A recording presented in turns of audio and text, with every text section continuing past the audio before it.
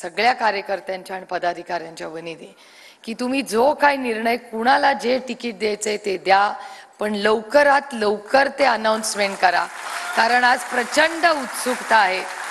प्रत्येकाला काम करायचं आहे. सगळ्यांच्या यात्रा सुरू झालेल्या आहेत. यात्रांना अतिशय अपेक्षेपेक्षा जास्त रिस्पॉन्स येतो आणि मला खरं तर विचाराल तर आपले जेव्हा एवढ्या मोठ्या संख्येने निवडून आले, मला ज्या दिवशी मी आणि अमोलदादा निवडून आलो, आमच्या सीट काही प्लसमध्ये धरल्या नव्हत्या, त्याच्यामुळे सगळ्यात जास्त संघर्षात आणि माझं म्हणजे त्या सगळ्या भगिनींमध्ये ह्या भगिनीवर सगळ्यात जास्त विशेष प्रेम असल्यामुळे माझ्याकडे सगळ्यांचंच जास्त लक्ष होतं. आणि जेव्हा त्याच्यावर बोलणार आहे मी,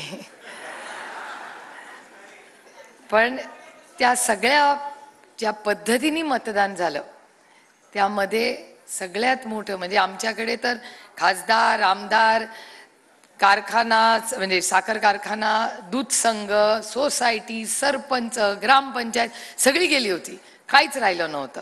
म्हणजे मी आणि अमोलदादा एकामेकाला फोन करून म्हणायचं आता काय करायचं, ते म्हणले आता काय करायचं. असं करत करत आम्ही दोघांनी प्रचार केला. पण त्या अडचणीच्या आणि संघर्षाच्या काळात ज्या पद्धतीने उद्धवजी तुमचा आणि काँग्रेस पक्ष ज्या पद्धतीने आमच्याबरोबर उभे राहिलाय हे आम्ही कधीही विसरणार नाही.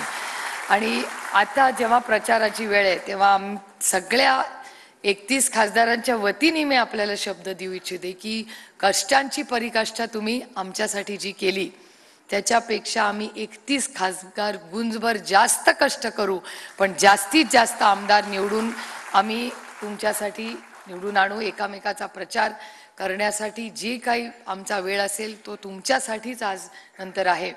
आणि ज्या स्कीम्सबद्दल म्हणजे जयंतरावांना अर्थकारण आपल्यापेक्षा सगळ्यांपेक्षा जास्त कळतं आणि जयंत